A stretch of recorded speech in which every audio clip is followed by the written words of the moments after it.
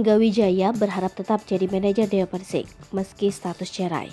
Angga Wijaya masih mau jadi manajer meski dirinya gugat cerai Dewa Persik.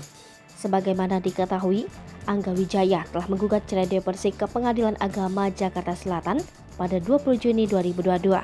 Angga mengaku jika Dewa Persik tak bersedia dirinya menjadi manajer, ia akan meniti karir di industri hiburan. Proses perceraian Dewa Persik hingga saat ini masih bergulir di pengadilan.